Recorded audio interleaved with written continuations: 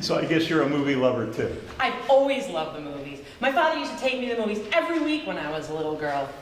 Maybe I loved the movies too much. Where do you think I got the idea to meet my blind date at the top of the Empire State Building? One of my favorite old films. Let me guess. Sleepless in Seattle. You must know it. Yeah, I do, but not what I was going to guess. So, Sleepless in Seattle is an old movie to you. Yo, I was like 5 when it came out. Dear Lord, it's me who's old. No, my reason for being here is mostly an affair to remember. I've heard of that film. They reference it in Sleepless. One of the all-time romantic classics. Unfortunately, in this case, it doesn't seem like the two lead characters are going to meet again. Do you want to talk about it? No, I don't want to bore you. No, not at all.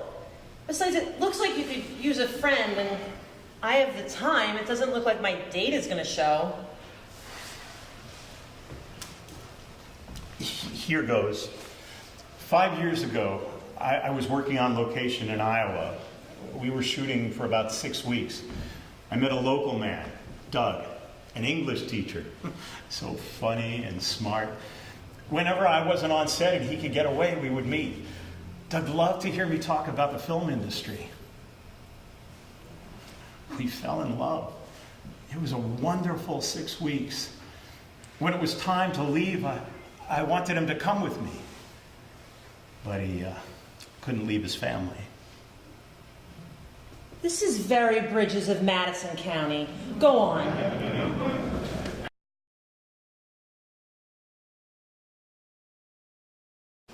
Mitch, I know how important all of this is to you. I just wish you knew what was important to me. Okay. I'll bite. Okay, well, if you're gonna have that kind of... What? I have to go back on in 5 minutes. Okay. How long have we been together? Oh, God. 25 years, 102 days, 14 hours, and 9, 10, 11... And you still don't know me. I know everything about you. I know every inch on you. Do you know how lonely it is for me? Oh, everybody gets lonely once in a while. But what's my purpose? I'm not needed for anything. Nobody needs me. Not even you. See, you're thinking crazy again. I think that formula seeped in too deep. You aren't hearing me. I don't think you're paying attention. I hear you perfectly. How can I not? After all these years, I am still just Mitch's wife. I haven't done anything extraordinary with my life. The kids are grown and that's done. Our friends moved down south and we're still here. And Brownie died. You know, they say 50 is the new 30. But why do I feel like I am not living in the prime of my life?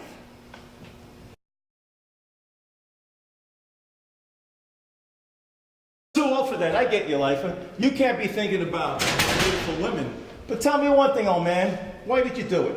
It don't make a difference if you got a diploma. It makes a difference to me. Oh, really? Education gonna set you free? Open the front gate for you? It means that I die an educated man. So? I mean, book learning is good and all that. But the real education is out on the street. How to make an easy living. So that explains why you got your GED like the rest of us? But those fools don't know. I graduated from high school and I put in 2 years at Arkansas State. Well, then you didn't need to. I faked out the parole board. I got all home alone, told him that God appeared to me and told me to make something of my life. And then I said I worked for that hard GED test, put my heart and soul into it, and I achieved it, praise God. And then I said, I think it's time to give something back to my community. They bought it. They reduced my sentence, and I get out in 15 days. Ladies, here I come. You can never have enough pretty flowers, especially at a party. Hello, Miss Eleanor. You wearing some new perfume? Oh, it smells good. Now you stop that, Tyler. I'm serious.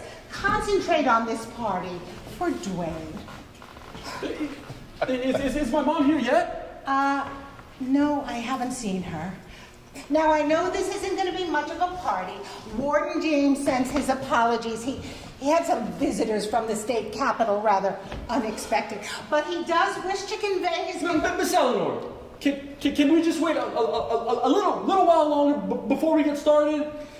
I really want my mom to be here. Dwayne, we don't have a lot of time. Warden James allotted us 30 minutes. You guys have to be back in your units by 3:30, and it's 3:10 now.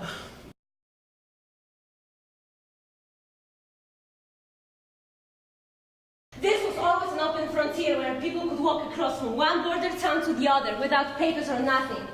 And then refugees started coming here from the train. And then the Russians made the law that no one would walk across. That stopped the refugees. So the bicycles sold in the station. People in Russian towns started selling bicycles to the refugees. It's big business here. Anything that looks like a bicycle is a bicycle.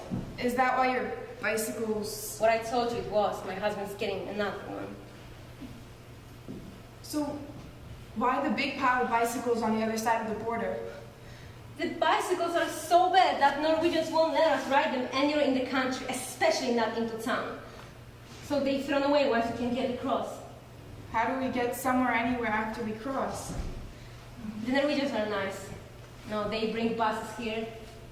And there will be another one soon. To get us in the city, get us registered, and to be free. I thought I was done with that. I've become a pig.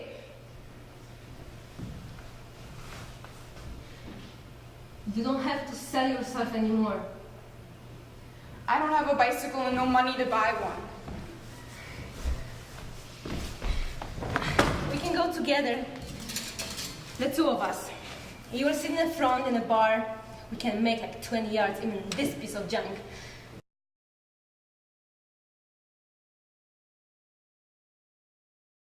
Truth is, Pop, I've been taking acting and playwriting classes. The instructor, Jim Rollins, he told me about this role in the play. Great role. I auditioned for it, and they called me back for a second audition. So I went in today, and I got the lead part. So you lied to me. You took a day off for an audition, Katsu. Pass me the meatballs, please. Let me finish, okay? It's a 6-month gig, and we'll be traveling across the country. Rehearsal will start in 2 weeks. I hope you told them you can't do it. I mean, you can't take a leave of absence from the job. I know that, Pop, I know. That's why I'm gonna resign. What do you mean you're going to resign? So you're going to walk away from a job that gives you medical, dental, and a pension to be an actor? Have you lost your Kinsey mind? I mean, I know you fool around with this acting thing in the college, but this is real life. You can't make a living from being an actor. There's no future in acting. You need a real job. I have 5 years in, but I can't do it. I can't see myself doing it for another 20 years. It's a once-in-a-lifetime opportunity, Dad. Can't you see that? You know, I had to pull a few strings, Jeez. grease a few palms to get you this job.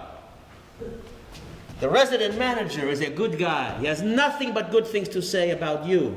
He thinks you have a bright future in the industry. You take a few courses with the union, and one day you could become a resident manager. Yeah, I appreciate everything you've done for me. You know that. And you're right, Chris is a good guy, and even a better manager. Let me get this straight. You're working with a job with the day shift and the weekends off. You like the manager that you're working for. There's a million guys who would kill for that position. You know, you've had a lot of stupid ideas, but this one tops them all.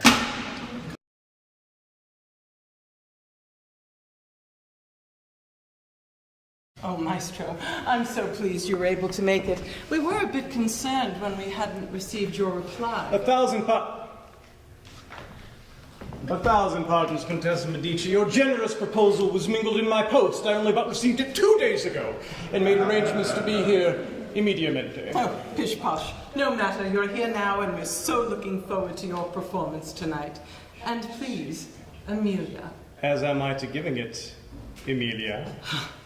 This is an outrage! How dare you! The servants' entryway! Do you know who I am? Of course, Signor Mozart. Everybody knows who you are, which is why we were instructed to escort the performers through the side entrance, to keep their identities a mystery. Well, okay then.